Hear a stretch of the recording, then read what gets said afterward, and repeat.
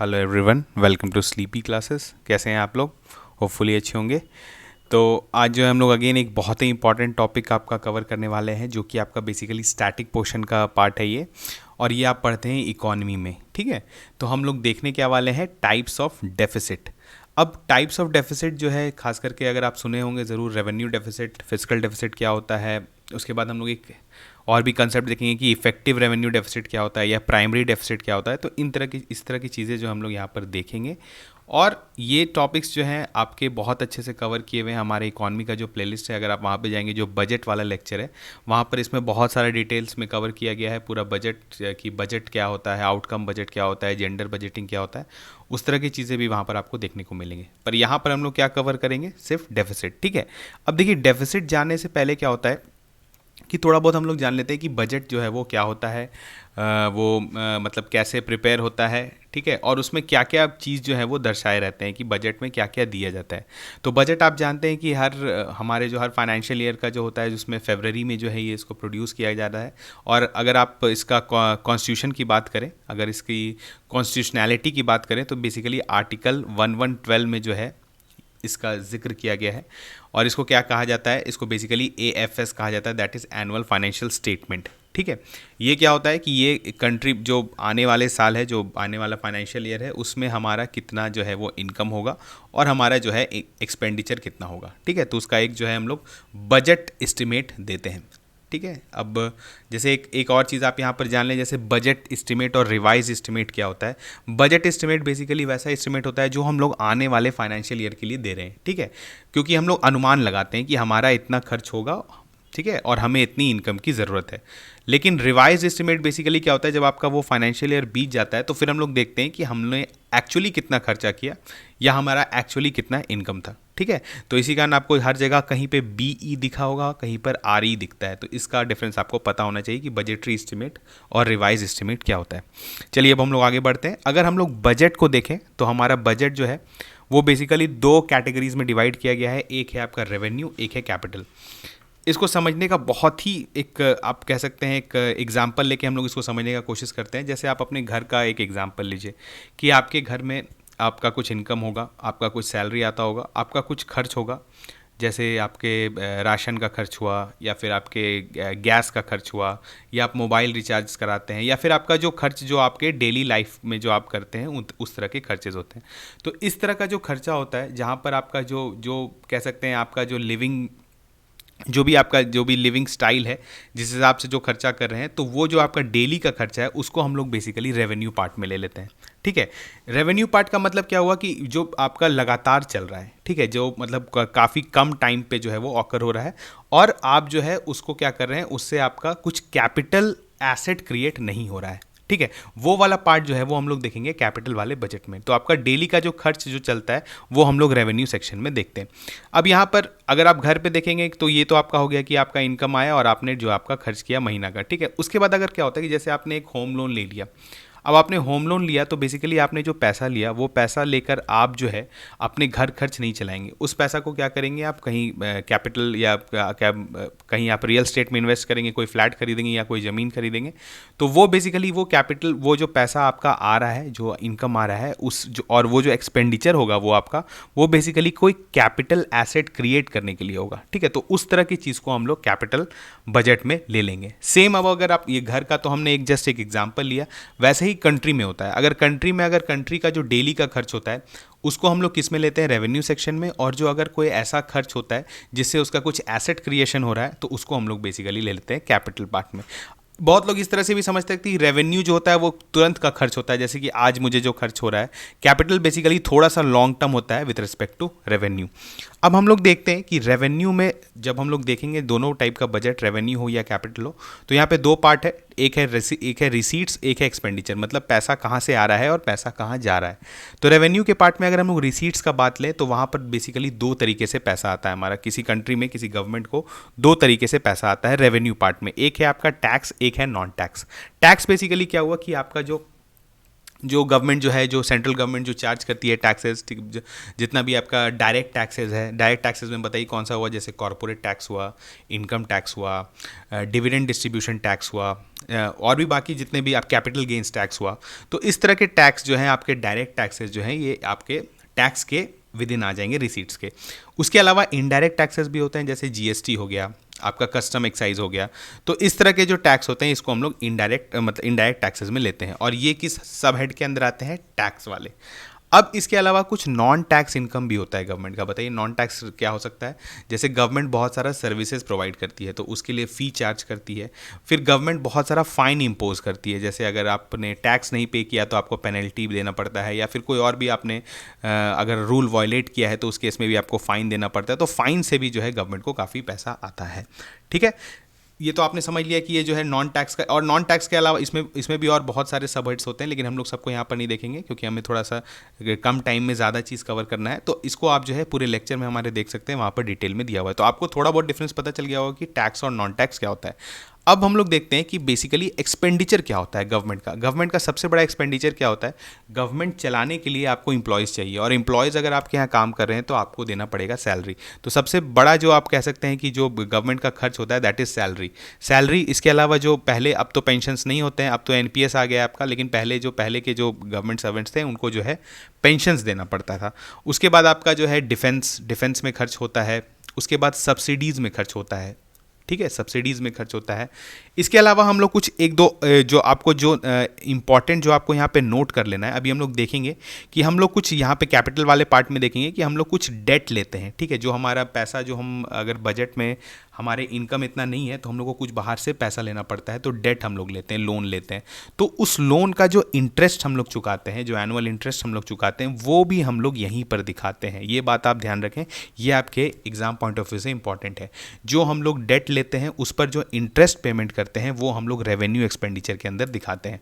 ठीक है, इसके अलावा क्या है बताइए। इसके अलावा क्या होते हैं कि सेंटर जो है वो स्टेट्स को कुछ ग्रांट्स देती है। ठीक है, कुछ ग्रांट्स देती है, उसके डेवलपमेंट के लिए बहुत तरह के ग्रांट्स होते हैं। तो ये ग्रांट्स को भी जो है ये सेंट्रल गवर्नमेंट अपने एक्सपेंडिचर रेवेन्यू वाले पार्ट में दिखाती है। तो दो इंपॉर्टेंट क्या चीज़ हुआ, एक तो जो इंटरेस्ट पेमेंट हुआ, जो लोन पर जो गवर्नमेंट लोन लेती है उसका जो इंटरेस्ट पेमेंट होता है वो रेवेन्यू एक्सपेंडिचर के अंदर आता है, और जो स्टेट्स को ग्रांट मिलता है वो भी यहाँ पर आपके रेवेन्यू एक्सपेंडिचर में आता है। ठीक है, तो रेवेन्यू पार्ट हमारा कंप्लीट हो गया। अब आते हैं हम लोग कैपिटल पार्ट। कैपिटल पार्ट का हमने सबसे बेसिक्स क्या समझा था कि ये जो खर्च है या जो इनकम है ये बेसिकली क्या है कि ये कुछ कैपिटल एसेट का जो है इसमें ट्रांजैक्शन हो रहा है, या कैपिटल एसेट क्रिएशन हो रहा है। जैसे रिसीट्स में हम लोग देख लेते हैं कि ये पहले पैसा आता कहाँ से। तो इसमें एक पार्ट है नॉन डेट, एक है डेट। नॉन डेट बेसिकली वैसा कैपिटल रिसीट्स हुआ जिसको लेने पर गवर्नमेंट पे कोई डेट क्रिएट ना हो। ठीक है, तो इसमें सबसे पहले क्या होता है बताइए, डिसइन्वेस्टमेंट। डिसइन्वेस्टमेंट बेसिकली क्या हुआ कि गवर्नमेंट का भी बहुत सारा कंपनीज है, सीपीएसईज जो हम लोग बोलते हैं, पब्लिक सेक्टर एंटरप्राइजेज जो है, सेंट्रल पब्लिक सर्विस एंटरप्राइज, जो मतलब जो सेंट्रल गवर्नमेंट होल्ड करती है, जैसे पीएसयूज हुआ, जैसे फॉर एग्जांपल सोचिए आईओसीएल हुआ, ओएनजीसी है, एलआईसी है इवन। ठीक है, तो बहुत सारा कंपनी है जिसमें गवर्नमेंट का शेयर है। तो अगर वो गवर्नमेंट अपना शेयर जो है वो अपना शेयर डिवॉल्व करे या अपना कुछ शेयर जो है वो प्राइवेट सेक्टर को बेच दे, तो उससे जो पैसा आता है वो भी गवर्नमेंट के कैपिटल रिसीट में हम लोग काउंट करते हैं। ठीक है, अब ये पैसा तो मुझे बेच के आया है, अब गवर्नमेंट को बेच के आया है, तो वो क्या है, उसके लिए नॉन डेट तो क्रिएट नहीं किया, वो बेसिकली क्या हुआ कि अपना ही एसेट बेचकर जो उसको पैसा है। और आप ये बहुत फेमस है, आपका जानते हैं भारत का जो Bharat 22 ETF exchange traded fund के थ्रू जो है गवर्नमेंट आजकल जो है डिसइन्वेस्टमेंट कर रही है। तो ये भी आप अक्सर सुनते होंगे कि भारत 22 जो है वो भी आपका अक्सर न्यूज़ में रहता है। इसके बाद क्या होता है, देखिए गवर्नमेंट जो है बहुत सारा लोन्स देती है। ठीक है, सेंट्रल गवर्नमेंट बहुत सारा लोन देती है, तो लोन का जो रिकवरी होता है, ठीक है, जो जब अमाउंट जो वापस कर दिया जाता है तो उसको भी हम लोग यहाँ पर कैलकुलेट कर लेते हैं। तो बेसिकली आपका क्या हो गया, नॉन डेट में आपका जो एक तो हुआ आपका डिसइन्वेस्टमेंट, और आपका जो जैसे लोन का रिकवरी जो हुआ, ठीक है, उसको भी हम लोग यहाँ पर कैलकुलेट करते हैं कैपिटल रिसीट्स के अंदर। ठीक है, अब देखिए ये डेट को है हम लोग यहाँ पर अभी अलग रखते हैं। ठीक है, इसको हम लोग बाद में समझेंगे कि डेट यहाँ पर क्यों है। अब हम लोग देखते हैं कि एक्सपेंडिचर। अब एक्सपेंडिचर में क्या है, बेसिकली आपका जो गवर्नमेंट जो खर्च कर रही है कैपिटल एसेट क्रिएट करने के लिए, फॉलो जैसे कि इंफ्रास्ट्रक्चर पे, लॉजिस्टिक्स पे जो खर्च करती है, रोड्स बनाने में, रेल्स बनाने में, ठीक है, एयरपोर्ट्स बनाने में। तो इस तरह का जो खर्चा जो बेसिकली आपका कंट्री का एसेट क्रिएट हो रहा है, तो उस तरह के एक्सपेंडिचर को हम लोग कैपिटल हेड के अंदर कैलकुलेट करते हैं। तो आपको एक बेसिक्स पता चल गया होगा बजट का। अब हम लोग देखते हैं कि टाइप्स ऑफ डेफिसिट क्या होते हैं। देखिए सबसे पहले क्या है, सबसे पहले जो आपका आता है that is RD. That is revenue deficit. ठीक है, तो आपको नाम से ही पता चल रहा है कि रेवेन्यू डेफिसिट क्या हुआ। जो हमारा हेड्स है यहाँ पर अगर आप देखेंगे रेवेन्यू एक्सपेंडिचर का, तो आपका जो है अगर एक्सपेंडिचर रेवेन्यू का ज़्यादा हो जाए रेवेन्यू रिसीट से, ठीक है, अगर हम लोग इसको आर ई बोलें और इसको आर आर बोलें, तो अगर R E greater than R R हो गया तो आपका बेसिकली क्या हो जाएगा, आपका रेवेन्यू डेफिसिट हो जाएगा। और वही हम लोग यहाँ पर कैलकुलेट करते हैं, revenue expenditure minus revenue receipts. ठीक है, तो जो भी आता है हमारा दैट इज रेवेन्यू डेफिसिट। और हम लोग आप जब भी अक्सर देखते होंगे तो हम लोग क्या करते हैं, जितने भी हमारे डेफिसिट्स होते हैं उसको हम लोग कैसे एनालाइज करते हैं, as a percentage of GDP. ठीक है, आपका जो कंट्री का जीडीपी है उसके रेस्पेक्ट में हम लोग परसेंटेज निकाल लेते हैं। जैसे आप सुनते होंगे 3-4% जो रेवेन्यू डेफिसिट रहता है that is as a percentage of GDP. उस समय जो भी आपका जीडीपी चल रहा है, अगर आप रुपीज़ में देखें तो लगभग 130 लाख करोड़ या 140 लाख करोड़ जो है इंडिया का जीडीपी रहता है, तो उसके रेस्पेक्ट में देखा जाता है कि कितना परसेंट जो है वो रेवेन्यू डेफिसिट है। ठीक है, उसके बाद देखते हैं फिस्कल डेफिसिट। अब फिस्कल डेफिसिट क्या है, बेसिकली इसमें क्या है, देखिए क्या कर रहे हैं यहाँ पर, आप ध्यान दीजिए, फॉर्मूला आपको याद रखना है, समझ जाइएगा तो आपको याद खुद ब खुद हो जाएगा। जैसे देखिए revenue expenditure plus capital expenditure, यहाँ पर क्या कर रहे हैं हम लोग, दोनों साइड के बजट को मिला दे रहे हैं, रेवेन्यू और कैपिटल को मिला दिए। सबसे पहले हम लोग क्या किया कि हमने रेवेन्यू एक्सपेंडिचर और कैपिटल एक्सपेंडिचर को जोड़ दिया, मतलब इसको जोड़ दीजिए और इसको जोड़ दीजिए। ठीक है, उसके बाद क्या हुआ, इसमें हम लोग माइनस क्या कर रहे हैं, रेवेन्यू रिसीट्स। ध्यान दीजिए, रेवेन्यू रिसीट्स हमने सारा माइनस कर दिया, मतलब जितना भी आपने रेवेन्यू रिसीट में जो कमाया था उसको जो है आप यहाँ पर माइनस कर दीजिए, और नॉन डेट कैपिटल रिसीट्स को जो है आप माइनस कर दिए। मतलब यहाँ पर जो नॉन डेट में आपका क्या क्या था, डिसइन्वेस्टमेंट से जो पैसा आया था या जो लोन रिकवरी से पैसा आया था, तो इसको जो है आप यहाँ पर माइनस कर दीजिए। तो जो भी आपका जो भी आपका सम आता है वहाँ पर, उसको हम लोग ले लेते हैं फिस्कल डेफिसिट। ठीक है, तो इसका मतलब क्या हुआ, आप फिस्कल डेफिसिट को एक तरह से आप समझने का कोशिश करिए कि ये जो है हमारे पास अपना जितना रिसोर्सेज है कंट्री के पास, चाहे वो कैपिटल हो या रेवेन्यू हो, और जो उसका टोटल खर्च हो उसको अगर हम उसका माइनस अगर डिफरेंस ले लें तो हम लोग को फिस्कल डेफिसिट आ जाता है। अभी तक क्या हुआ है कि यहाँ तक हमने अभी तक कोई भी डेट क्रिएट नहीं किया है, क्योंकि ये सारा पैसा जो था हमारा, चाहे वो रेवेन्यू रिसीट का पैसा हो या कैपिटल रिसीट का पैसा हो, ये जो है ये हमारा जनरेटेड है खुद। अब होता क्या है कि ये जो फिस्कल डेफिसिट आपने क्रिएट कर दिया एफडी, अब ये पैसा कहाँ से आएगा, ये पैसा हमने तो जितना भी रिसीट्स था, रेवेन्यू रिसीट्स और नॉन डेट कैपिटल रिसीट्स, इसको तो जोड़ दिया, तो ये पैसा आप कहाँ से आएगा, तो बेसिकली ये आता है आपका डेट से। ये फिस्कल डेफिसिट जो अब ये जो हमारा जो घट रहा है पैसा, ये हम लोग लाते हैं डेट से, लोन से जो गवर्नमेंट लाएगी, तो इसी को हम लोग जो है यहाँ पर ले लेते हैं डेट। इसी कारण आप ध्यान देखिए, बहुत ये जो रिसीट्स में बेसिकली हम लोग बहुत लोग को यहाँ पर कन्फ्यूजन होता है। बेसिकली हम लोग कैपिटल के अंदर जो रिसीट्स में जो डेट वाला देखते हैं, ये बेसिकली वो पैसा है जो हम लोग बाहर से लाएंगे, क्योंकि ये पैसा जो है हम लोग लोन के फॉर्म में लाएंगे। बाकी पैसा जो था वो अपना पैसा था, चाहे वो नॉन डेट वाला था या रिसीट्स वाला था। ठीक है, चलिए इसके बाद एक बहुत ही इंटरेस्टिंग आपका डेफिसिट आता है, दैट इज प्राइमरी डेफिसिट। अब देखिए हो क्या रहा है कि ये जो हमने यहाँ पे डेट लिया, अभी आप देख रहे हैं कि जैसे हमने जो कैपिटल के अंदर जो हम जोड़ते हैं डेट, तो ये जो हम ले रहे हैं this is in the form of loan. ये लोन है, लोन गवर्नमेंट क्या करती है, गवर्नमेंट सिक्योरिटीज़ इशू करेगी, जो आपका बेसिकली एक तरह से कह सकते हैं डेट इंस्ट्रूमेंट होता है, उस पर कुछ इंटरेस्ट पेमेंट करती है, या बाहर से भी गवर्नमेंट लोन लेती है। ठीक है, बाहर से भी अपना गवर्नमेंट सिक्योरिटीज़ फ्लोट करके जो है वहाँ से पैसा लेती है। तो इस पर क्या होता है कि गवर्नमेंट को इंटरेस्ट पेमेंट करना होता है, एनुअल इंटरेस्ट पेमेंट होता है। तो अब इंटरेस्ट पेमेंट जब होता है तो आप यहाँ पर देखेंगे कि आप प्राइमरी डेफिसिट के फॉर्मूला को देखें, ये बेसिकली क्या कर रहा है, fiscal deficit minus interest payment. तो ये जो फिस्कल डेफिसिट आपका क्या था, ये डेट था, यही तो था ना डेट। अगर इस डेट से हम लोग इंटरेस्ट पेमेंट माइनस कर दें, जैसे एक फॉर एग्जांपल सोचिए कि हमारा बजट जो है वो 21-22 का पेश हुआ है। ठीक है, वहाँ पर हमने बजट एस्टिमेट दिया कि हमारा इतना डेट हो रहा है। ठीक है, हम लोग एस्टिमेट करेंगे कि हमारा कुछ फिस्कल डेफिसिट होगा। उसके बाद हम लोग को पिछले साल का इंटरेस्ट पेमेंट जो हमने किया, ठीक है, या हम लोग जो करने वाले हैं पिछले साल का, अगर उसको हम लोग इस फिस्कल डेफिसिट में माइनस कर दें, ठीक है, तो हम लोग का जो आ जाता है बेसिकली वो आता है प्राइमरी डेफिसिट। तो इसका एक तरह से आप समझने की कोशिश करिए कि प्राइमरी डेफिसिट वैसा पैसा हुआ जो कि आप बोरो करेंगे अपने दूसरे काम के लिए, ना कि इंटरेस्ट पेमेंट के लिए। जैसे आपको क्या होता है कि हम लोग को हर साल तो हम लोग लोन ले रहे हैं, तो हर साल हम लोग को इंटरेस्ट पेमेंट करना पड़ता है।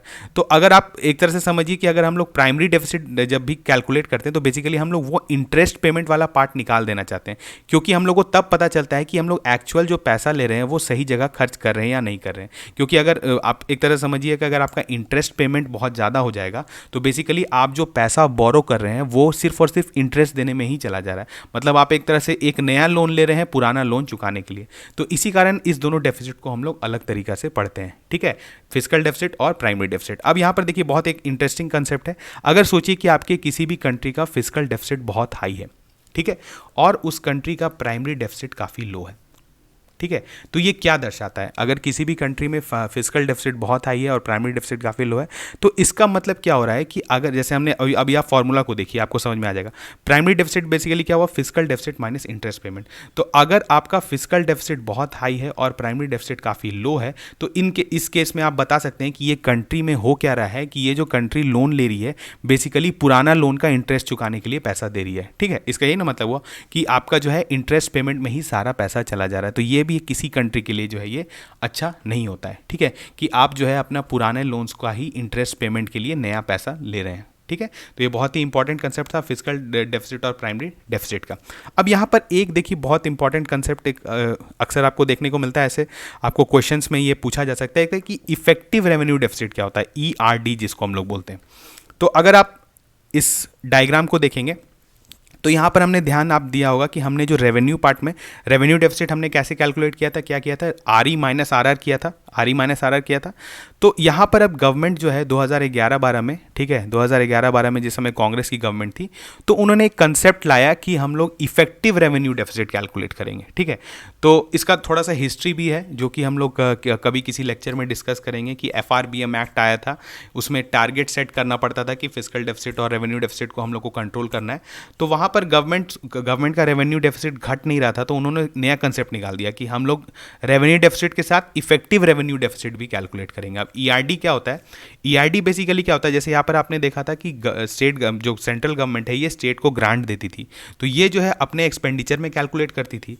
तो ये ग्रांट जितना ज़्यादा होगा एक्सपेंडिचर उतना ज़्यादा होगा, उतना ही ज़्यादा रेवेन्यू डेफिसिट होगा।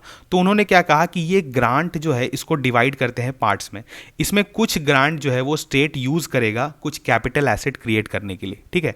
तो अगर जो पार्ट ऑफ ग्रांट जो स्टेट गवर्नमेंट यूज़ करता है कैपिटल एसेट को बनाने के लिए, उस ग्रांट को हम लोग को यहाँ पर से हटा देंगे, उसको हम लोग एक्सपेंडिचर में कैलकुलेट नहीं करेंगे।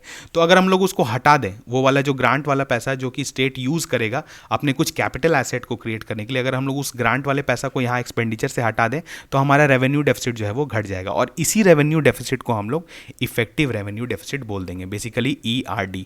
तो ERD बेसिकली क्या हुआ आपका? रेवेन्यू डेफिसिट माइनस कर दें हम लोग क्या? Grants given to state for capital asset creation, ठीक है। तो आपको जो है ये कंसेप्ट यहाँ पर से क्लियर हो गया होगा, ठीक है। अब आपका होपफुली आपका जो है यहाँ पर बेसिकली डेफिसिट्स का जो कंसेप्ट है वो क्रिस्टल क्लियर हो गया होगा। चलिए अब हम लोग देख लेते हैं, एक डायग्राम है, ठीक है, ये थोड़ा पुराना डायग्राम है लेकिन आपको जो है इसमें देखना क्या है मैंने कि देखिए ट्रेंड क्या होता है। देखिए फिजिकल डेफिसिट का ट्रेंड ऐसा है जो आते चलते आया है 2011-12 से 12-13 फिर 13-14 जो है यहाँ पर आपका 19-20 तक का जो है ये डायग्राम है, ठीक है। यहाँ पर आप देखेंगे कि देखिए प्राइमरी डेफिसिट और जो है फिजिकल डेफिसिट में जो है काफ़ी ज़्यादा डिफरेंस है। तो काफ़ी ज़्यादा डिफरेंस है तो आप समझ सकते हैं कि इंडिया के केस में भी जो पैसा इंडिया लेती है, जो डेट क्रिएट करती है, बेसिकली वो पैसा कहाँ चला जाता है? पुराने डेट के इंटरेस्ट पेमेंट में, ठीक है। तो किसी भी कंट्री में फिजिकल डेफिसिट और प्राइमरी डेफिसिट के बीच में अगर अंतर हो तो वो दिखाता है कि ये कंट्री जो है बेसिकली जो है अपने लोन्स को ही एक तरह से फिर से फ्रेश कर रही है, ठीक है। उसके बाद आप यहाँ पर देखिए रेवेन्यू डेफिसिट। अब ये इफेक्टिव रेवेन्यू डेफिसिट भी आप समझ पा रहे होंगे क्यों? रेवेन्यू डेफिसिट में हमने क्या किया? सिर्फ ग्रांट्स जो हमने स्टेट को दिया था कैपिटल एसेट क्रिएट करने के लिए उसको यहाँ पर से माइनस कर दिया, तो हमारा ERD यहाँ पर दिखा रहा है। तो इस ग्राफ को जो है आप समझ सकते हैं। चलिए हम लोग कुछ और कंसेप्ट अब देखते हैं। अब होता क्या है कि अगर आपके कंट्री में फिजिकल डेफिसिट जो है वो ज़्यादा रहे लगातार, देखिए फिजिकल डेफिसिट जो है हमेशा ख़राब नहीं होता है। किसी कंट्री का अगर फिजिकल डेफिसिट ज़्यादा है तो उसके बाकी इंडिकेटर्स को भी आपको देखना पड़ेगा, तभी आप असेस कर पाइएगा कि उसका इकोनॉमी कैसा है। क्योंकि फिजिकल डेफिसिट जब हाई रहता है तो बहुत चांसेस में हो सकता है कि गवर्नमेंट जो है पैसा बाहर से ले रही है फॉर इंफ्रास्ट्रक्चर डेवलपमेंट या फिर दूसरे प्रोडक्टिव काम करने के लिए, तो उससे क्या होता है इकोनॉमी का ग्रोथ भी होता है। तो कभी कभी higher fiscal deficit means higher growth also. लेकिन मैक्सिमम केस में क्या होता है कि फिजिकल डेफिसिट की वजह से जो है कुछ नुकसान होते हैं। कुछ नुकसान क्या होता है कि गवर्नमेंट का जो है सॉवरेन, आप जानते हैं सॉवरेन क्रेडिट रेटिंग, ठीक है, इसको हम लोग अभी समझने की कोशिश करते हैं कि देखिए गवर्नमेंट क्या होती है, गवर्नमेंट सिक्योरिटीज़ इशू करती है लोकल मतलब डोमेस्टिक भी और इंटरनेशनल भी। तो जब इंटरनेशनली या फॉर एग्जांपल सोचिए कोई डोमेस्टिक में गवर्नमेंट सिक्योरिटीज इशू हुआ है, तो वहाँ पर क्या होता है कि आपका कुछ रेटिंग ऑर्गेनाइजेशन है जिसको हम लोग बेसिकली क्रेडिट रेटिंग ऑर्गेनाइजेशन कहते हैं, ठीक है। इनके जैसे फिच है, स्टैंडर्ड्स एंड पुअर्स है, मूडीज़ है। तो क्या है, ये क्या करते हैं, किसी भी कंट्री के जो गवर्नमेंट के द्वारा जो बॉन्ड इशू हुआ है उसके रिलायबिलिटी को मेजर करते हैं, ये रेटिंग देते हैं। जैसे आप BAAA3 इस तरह का जो है आप रेटिंग अक्सर देखते होंगे, ठीक है। आप कमेंट सेक्शन में बताएं कि करेंटली जो है अभी इंडिया का जो है वो आपका सॉवरेन बॉन्ड का जो है वो क्या रेटिंग्स चल रहा है। तो ये जब रेटिंग देते हैं तो ये किस पे मेजर करते हैं, उस कंट्री के GDP का उसका ग्रोथ कैसा चल रहा है और उसका फिस्कल डेफिसिट कैसा है, यही सब इंडिकेटर्स पे जो है ये रेटिंग देते हैं। तो जब ये रेटिंग जो है, अगर फॉर एग्जांपल सोचिए हमारे क्रेडिट रेटिंग जो है वो अगर घटा दें, किसी भी कंट्री का सॉवरेन क्रेडिट रेटिंग घटा दें, तो उसका मतलब क्या हुआ कि वो रिस्की बॉन्ड हो गया है। तो अब क्या होगा कि बाहर के इन्वेस्टर जो है वो पैसा जो है वो नहीं देना चाहेंगे, या देना चाहेंगे तो ज़्यादा इंटरेस्ट रेट पे देना चाहेंगे। तो इसी कारण किसी भी कंट्री का अगर फिस्कल डेफिसिट हमेशा हाई रहे, ठीक है। जैसे आप सुने होंगे ग्रीस जैसा कंट्री, जो आप सुने होंगे पिग्स नेशन जिसको बोलते हैं, ठीक है। तो वहाँ पर क्या था कि वहाँ पे भी सेम चीज़ हुआ था कि वहाँ पर जो है आपका क्रेडिट रेटिंग काफ़ी खराब हो गया था। तो इस तरह का चीज़ जब होता है तो किसी भी कंट्री के लिए वो अच्छा नहीं होता है। तो इसी कारण फिस्कल डेफिसिट का एक ये ड्रॉबैक है कि आपका जो है सॉवरेन क्रेडिट रेटिंग जो है वो कम हो जाता है। उसके बाद क्या है, देखिए दूसरा क्या है, higher interest rate. Higher interest rate क्या हुआ कि जैसे अगर आप कंट्री जो है डेट में चल रहा है, फिस्कल डेफिसिट उसका हाई है, फिर से वो नया डेट लेगा, तो जब वो बहुत सारा लोन्स लेने लगता है तो वो क्या करता है, वो जो मार्केट में जो एग्जिस्टिंग इंटरेस्ट रेट है बॉन्ड्स का, उसको भी पुश कर देता है, उसको इंक्रीज कर देता है। क्यों? क्योंकि बताइए, क्योंकि जब गवर्नमेंट बहुत ज़्यादा आपका अगर बोरो कर रही है तो जो इन्वेस्टर्स होते हैं, जो आपको पैसा एक्चुअली दे रहे हैं, वो भी नर्वस हो जाते हैं, ठीक है। कि वो सोचते हैं कि हम लोग ज़्यादा पैसा, गवर्नमेंट इतना ज़्यादा पैसा ले रही है, इसका मतलब गवर्नमेंट जो है वो स्टेबल नहीं है या इकॉनमी स्टेबल नहीं है। तो उस केस में ये जो लेंडर्स होते हैं, जो बॉन्ड्स खरीदते हैं, वो क्या करते हैं, वो गवर्नमेंट से डिमांड करेंगे कि आप इंटरेस्ट रेट ज़्यादा पे दीजिए हमें, मतलब हमें ज़्यादा इंटरेस्ट रेट आप ऑफर करिए। अगर 5% कर रहे हैं तो हमें 8% करिए, ठीक है। तो इस तरह से क्या हो रहा है कि आपका बॉन्ड्स पर जो है इंटरेस्ट रेट पुश अप हो जाता है। इससे क्या होता है कि बाकी जो आपके बोरोवर्स भी हैं उनके लिए भी जो है नुकसान होने लगता है, क्योंकि उनको भी अगर पैसा बोरो करना है तो उनको भी हायर इंटरेस्ट रेट पे करना पड़ता है, ठीक है। तो ये भी एक प्रॉब्लम है फिस्कल डेफिसिट का। उसके बाद देखिए, बहुत एक दूसरा इंपॉर्टेंट जो आप अक्सर कंसेप्ट में सुनते होंगे, that is crowding out effect. Crowding out effect क्या होता है कि अगर गवर्नमेंट अपना डेफिसिट जो है वो लोन लेके जो चुका रही है उस चीज़ को, तो गवर्नमेंट जो है वो बहुत बड़ा बोरोअर होता है, ठीक है। वो बहुत मास स्केल में बोरोइंग करता है, जितना प्राइवेट सेक्टर जो है वो उतना नहीं कर सकता है।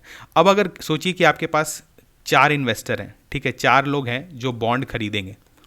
अब गवर्नमेंट आई, ठीक है, और इन्होंने क्या किया कि ये 3 लोगों से इन्वेस्ट करा दिया अपने बॉन्ड में, गवर्नमेंट बॉन्ड। तो अब सिर्फ एक ही इन्वेस्टर बचा है जो कि आपका प्राइवेट सेक्टर में इन्वेस्ट करेगा, ठीक है। तो ये बेसिकली क्या हुआ कि ये जो आप कर सकते हैं, ये सारा इन्वेस्टमेंट जो है ये क्राउड आउट कर दी गवर्नमेंट। तो इसी को हम लोग बोलते हैं क्राउडिंग आउट इफेक्ट। और बच जाता है आपके पुअर, जो मतलब प्राइवेट सेक्टर के पास कुछ ना कुछ भी पैसा नहीं बचता है, वो फिर जो है वो उसका बिजनेस भी इंक्रीज नहीं होगा क्योंकि उसके पास इन्वेस्टमेंट नहीं होगा, ठीक है। तो ये भी एक ड्रॉबैक है। उसके बाद क्या है, बहुत इंपॉर्टेंट, अगर आपका फिस्कल डेफिसिट इंक्रीज करे तो ऑब्वियसली गवर्नमेंट डेट से तो पैसा लेगी ही, इसके अलावा क्या करेगी, टैक्स बर्डन भी इंक्रीज करेगी, टैक्स रेट्स इंक्रीज करेगी, टाइप्स ऑफ टैक्सेस इंक्रीज करेगी। तो एक तरह से क्या होगा, जनरल जनता को भी प्रॉब्लम होने लगेगा कि आपका जो है टैक्स इंक्रीज होगा, ठीक है। उसके बाद क्या है, बहुत इंपॉर्टेंट है, जैसे आप अक्सर सुनते आए होंगे कि जिसको हम लोग बोलते हैं मोनेटाइजेशन ऑफ डेफिसिट। अगर आपका डेफिसिट हाई रह रहा है हमेशा, तो गवर्नमेंट क्या करेगी कि कोशिश करेगी, ऐसे तो आप जानते हैं कि वेज एंड मीन्स एडवांसेस एक चीज़ था, उसको हमने जो है हमारे लेक्चर में ऐसे डील किया है, आप उसको वहाँ पर ज़रूर देखें। तो वहाँ पर क्या होता है कि गवर्नमेंट कोशिश करेगी कि नया नोट प्रिंट कर दें अपने डेफिसिट को, इसको बोलते हैं हम लोग मोनेटाइजेशन ऑफ डेफिसिट। तो इस जैसे होता है, नया करेंसी प्रिंट करने बोलेगी आरबीआई को कि ये पैसा हमको तुम प्रिंट करके दो, ठीक है, हम बाद में जो है इसको रिटर्न करेंगे। तो इससे क्या होता है फिर अगेन, इससे आपका इकोनॉमी में इन्फ्लेशन आ जाता है, ठीक है, क्योंकि आप एक्चुअली जो है नोट का वर्थ क्रिएट नहीं कर रहे हैं, सिर्फ नया अगर आप नोट प्रोड्यूस करते जाएंगे और इसको इकोनॉमी में पंप करेंगे तो बेसिकली आपका जो है वो एक बेसिकली इन्फ्लेशन क्रिएट कर देगा, जो कि आपकी इकोनॉमी के लिए अच्छा नहीं है। तो ये हमने क्या देखा, drawbacks of high fiscal deficit, ठीक है। इसके अलावा भी बहुत सारा कंसेप्ट है जो हमारे जो इकोनॉमी का प्लेलिस्ट है आप वहाँ पर देख सकते हैं, बहुत अच्छे से हमने बजट में कवर किया है। तो वहाँ पर अगर आप उसको देखेंगे, ठीक है, तो आप सीक्वेंस में देख सकते हैं, वहाँ पर टैक्सेशन का भी है, बजटिंग का भी है, मॉनेटरी पॉलिसी का सारा का लेक्चर्स वहाँ पर अवेलेबल है। तो इस वीडियो से था कि आपको डेफिसिट का जो है वो कंसेप्ट क्लियर कर दिया जाए, और अगर आपसे कहीं आप न्यूज़ में पढ़ें कि फिस्कल डेफिसिट क्या होता है, आपका रेवेन्यू डेफिसिट क्या होता है, प्राइमरी डेफिसिट क्या होता है, या ERD क्या होता है, तो वो अब आपको क्लियर हो गया होगा, ठीक है।